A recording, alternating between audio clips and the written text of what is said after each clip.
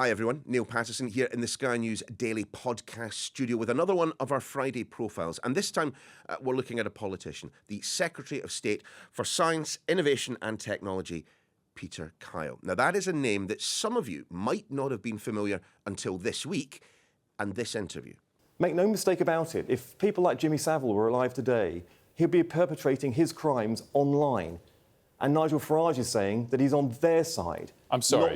Not the side of children who are... I'm going to ask you to clarify. Do you honestly think to say Nigel Farage is on Jimmy Savile's side? This is a major leap. You're going to stick to the fact that you said that Nigel Farage is on Jimmy Savile's side. Nigel Farage is on the side of turning the clock back to the time when strange adults, strangers, can get in touch via messaging apps with children. We have now asked to age verify the age in which people can have access to online content so we can protect children from unwanted, dangerous content and also those messaging services where people can get access directly to it. Nigel Farage wants to turn the clock right back when all of that, I have absolutely no doubt about it, people are perpetrating more crime online, more danger to children online, and Nigel Farage has said he wants to overturn every single one of the laws that keeps children safe in our country. Now, of course, Mr Farage has rather angrily denied the accusation that he is in any way a supporter of the vile Jimmy Savile. He has asked for an apology.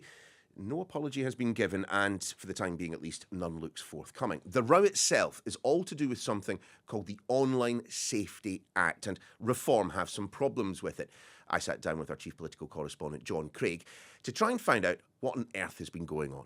The row began at the beginning of the week when Nigel Farage staged a news conference at which he announced that if Reform were to form a government, they would scrap the Online Safety Act. Now, this is an act that's been a long time in development, partly because of the general election last year. It's something the Tories started to bring in, and then Labour inherited it and brought in. The idea really is to protect children from harmful material online. And the problem Reform have with it is that they say it's a gag on free speech. And that's why Mr Farage and his supporters want to get rid of it.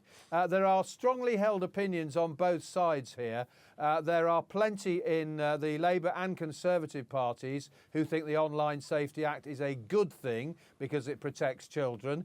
And the reason that Mr Kyle, I guess, spoke so strongly in his criticism of Mr Farage is because he and other ministers feel pretty passionately that the Act is a good thing, whereas Mr Farage's argument really is more about free speech. It's the use of language by Peter Kyle and a certain comparison that he was drawing that I think made Nigel Farage, Reform and many others sit up and pay attention. What Mr Kyle was saying was that Mr Farage was on the side of the predators. That was the phrase he used. And Mr Farage took great exception to the mention of Jimmy Savile. Now, since this row began at the beginning of this week, of course, plenty of opponents of the Labour Party have recalled Boris Johnson's controversial attack on Sir Keir Starmer when he was Prime Minister, where he accused Sir Keir Starmer, when he was Director of Public Prosecutions, of failing to prosecute Jimmy Savile. Now, Sir Keir has always said that it wasn't his decision, it was taken by somebody else, and he has since apologised for the fact that it didn't happen. But of course, this row this week has reopened the controversy over Jimmy Savile and whether or not Sir Keir should have prosecuted Jimmy Savile. Despite all of that, Labour is not backing away from what Peter Kyle has said. In fact, they're doubling down on it. No, the next day it was the term of Heidi Alexander, the Transport Secretary. She backed Mr Kyle. And Mr Kyle is he's a man who feels things very passionately. I mean, one of the criticisms of Peter Kyle from his critics is that he's an absolute zealot for AI, artificial intelligence. But he's something of a zealot also on tackling and cracking down on online pornography and harmful material there. He does get stuck in, there's no doubt about that, and he's not giving an inch to Nigel Farage on this, and there'll be plenty of his Labour colleagues will say, well done, Mr Kyle, for taking on Nigel Farage on this issue. What does it say, though, about Mr Kyle's relationship with the leadership of the party and indeed his place within the party, that Labour haven't simply backed him on this? I mean, they've repeated the accusation that he has made. he's in step with the leadership. Peter Kyle is, I think it's probably fair to say, one of Labour's rising stars. I mean, he's only been in Parliament since 2015. He was elected the same election as Sir Keir Starmer. Now, his background, if I can just give you a potted biog of Peter Kyle, he worked in charities before he became a Member of Parliament. He also had a spell as a Labour Special Advisor in the Cabinet Office. He worked for a Labour minister called Hilary Armstrong, who'd previously been Labour's Chief Whip. When he won his Hove seat in 2015, he only won it by 1,200. Now his majority is nearly 20,000, which shows what a good campaigner he is. Now, the other point I'd make about Peter Kyle is not long after he became an MP, he was on a select committee, business, energy and so on, that great unwieldy title that Labour had at the time. And he took on, famously, in a select committee hearing, the boss of Sports Direct, Mike Ashley. They had a right old ding-dong. Getting a sense of your demeanour here today, would you describe yourself as a kind person? I think I can answer that, really. No, I don't want you to answer that, thanks. This is about him. Although I should also add that, having seen how authentic you are as an individual, I don't think you need to bring a PR person with you to events like this in the future, but anyway. But that was where he made his name. It was a great exchange, and people started to notice Peter Kyle, who at the time had only been in Parliament a short time. And then, of course, he had a succession of shadow cabinet posts. I think from memory, Schools was one of them. Justice was another one. He was Shadow Northern Ireland Secretary at one point, and then he moved to Science.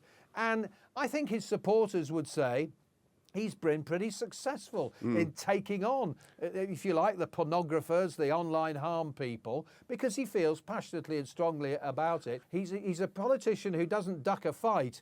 I mean, he's made some bizarre choices. Well, not bizarre, but he backed Liz Kendall for Labour leader in 2015. She got a derisory vote. Then, of course, he backed Owen Smith against Jeremy Corbyn. Well, he got crushed by Jeremy Corbyn. But the other time he really made a name for himself in opposition was over. Do you remember the Brexit debates when Theresa May and then Boris Johnson? Yes. He teamed up with another Labour MP called Phil Wilson. Now, Phil Wilson was the MP who succeeded Tony Blair in Sedgefield. And it was called the Kyle Wilson Amendment. And it was basically a move to sort of not unpick Brexit, but it was all about having a second referendum on the Brexit deal. That only narrowly failed to get through, but he made his name there as well. And I'd go as far as to say, I don't think this row has damaged Peter Kyle. I think because the Labour Party will say, well done for taking the fight to Nigel Farage. And it's possible that in a reshuffle later this year, he could get promoted to a more high-profile job. Let's wait and see. I mean, John, how have you found him? I mean, Peter Kyle found himself in a little bit of bother recently when he pitched up for an interview wearing jeans and a t-shirt. Now, I am certain if he were meeting you for a chat, he would never be so disrespectful. Yeah, I mean, I've seen him like that. He does like casual clothing. I always remember. I hope he won't mind me telling this story. When he'd not been an MP very long, there was a Labour conference in Brighton, and there was a great queue to get in. And Peter said to me, "Come on, John, I'll show you a quick way in." And he took me round to an entrance where we could get in without a queue. So he's always been a top man as far as I'm concerned.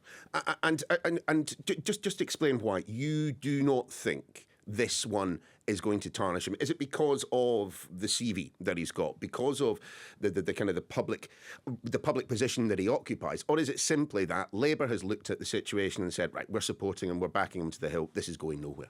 Yes, he's got the backing of the leadership, he's got the backing of cabinet colleagues, but so far he's got the support of the party, it seems, and I don't think it's damaged him. Mr Farage loves a scrap, but also he's discovered that so does Peter Kyle.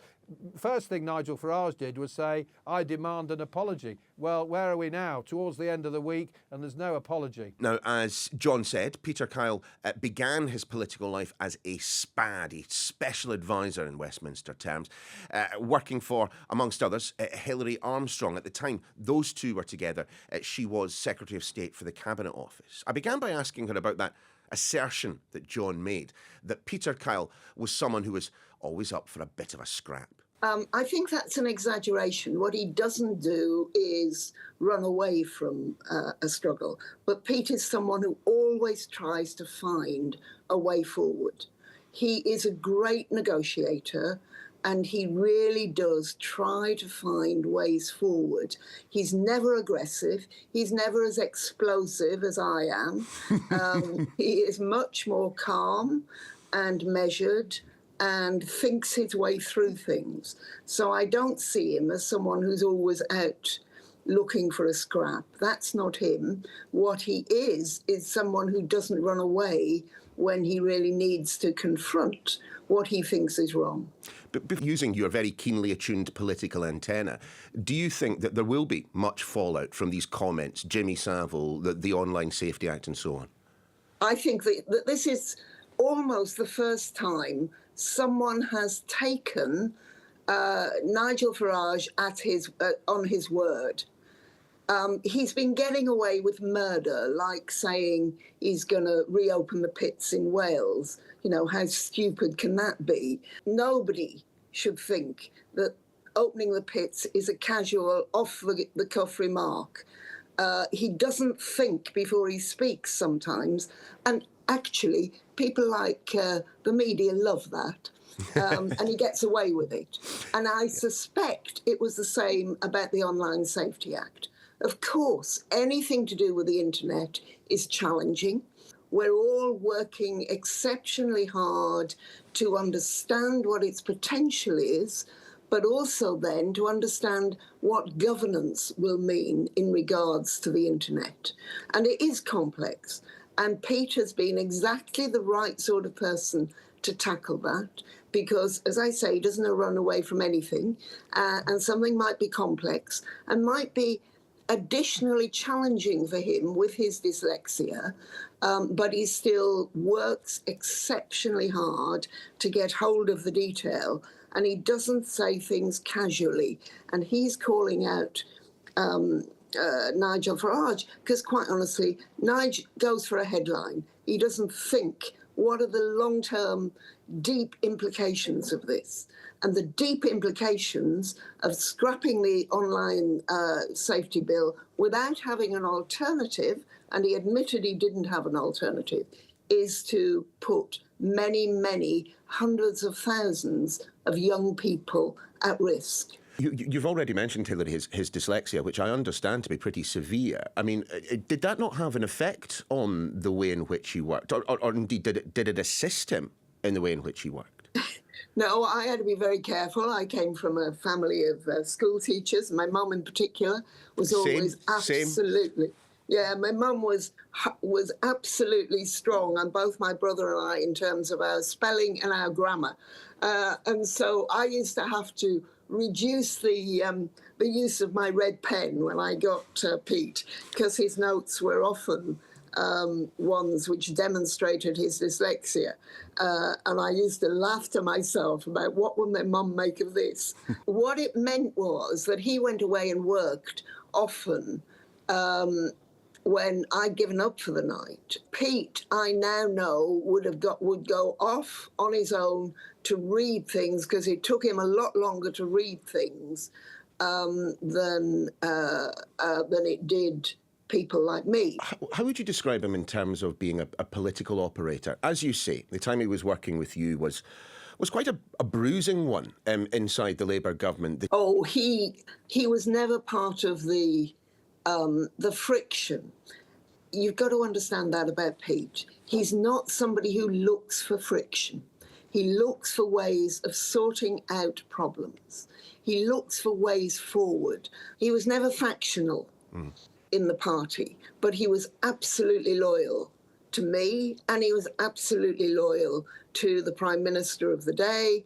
And he wouldn't be insulted if you called him somebody who at that stage was absolutely a Blairite. But that didn't mean he was factional in the way he dealt with Gordon's people. You say not factional, but I'm wondering to what extent he was ideologically driven. I mean, a lot of the policy work that you've been talking about that he was doing back then, you can see traces of in what he is now doing in government.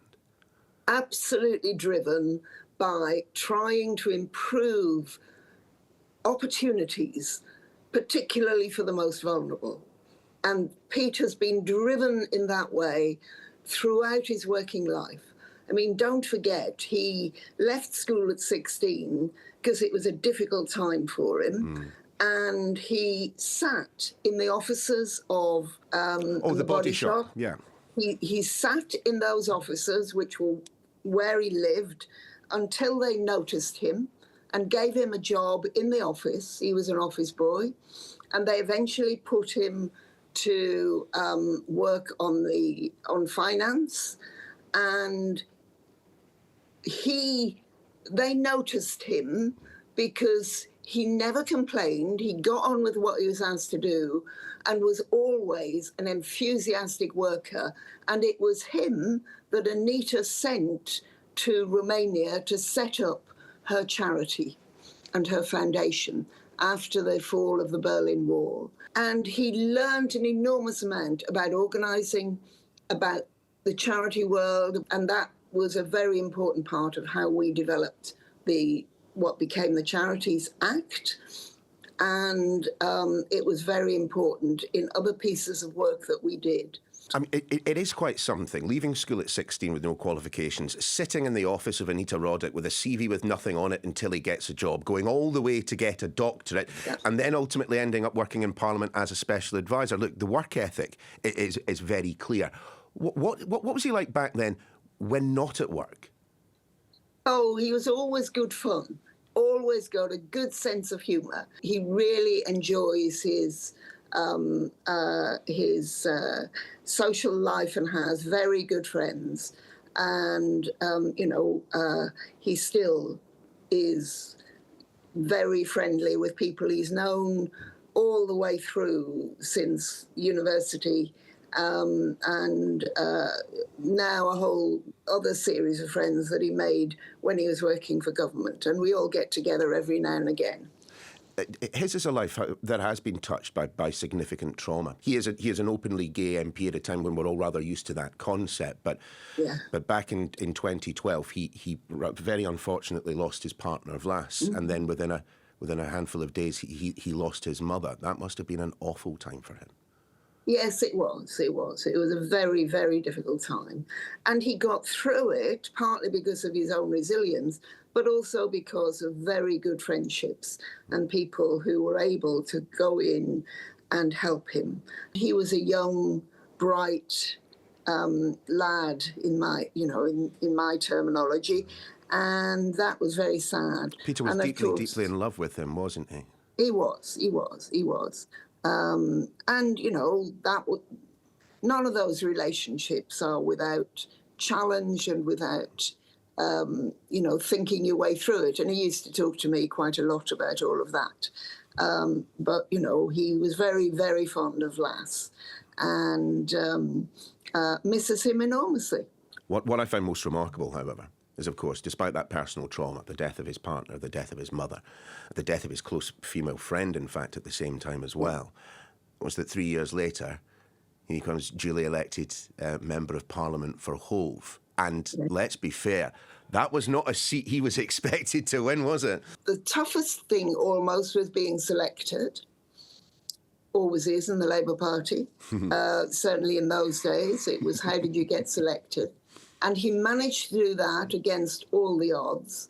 And then he basically, for 2 years nearly, we would meet every month and just craft the campaign and craft what it was he wanted people in the Hove area to know him for. Describe the nature of your relationship, because I've been referring to him as a minister and even rather rudely as Peter throughout this. You've been talking to him, you've been mentioning him as Pete. I mean, am I wrong to detect that there is much more than just a professional relationship from all those years ago? Yeah, we're very good friends. Yeah. And that doesn't mean we don't know how to be professional around each other, and we are, but he has got me working.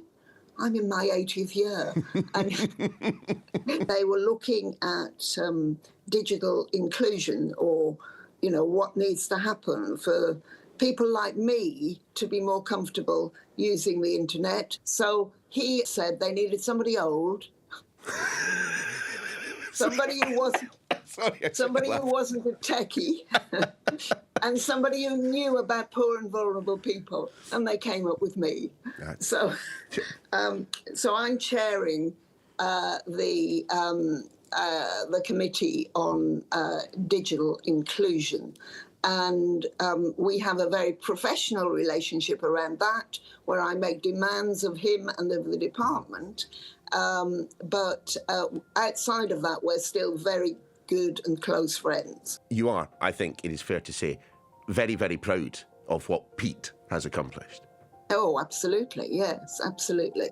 I think if we had more people like him in politics, our world would be a better place. And my thanks to both Hilary and John. If you want to see more videos from the Sky News podcast team, you can click on this side of your screen here. If you want to see more videos from Sky News, just point your clicker over on this side.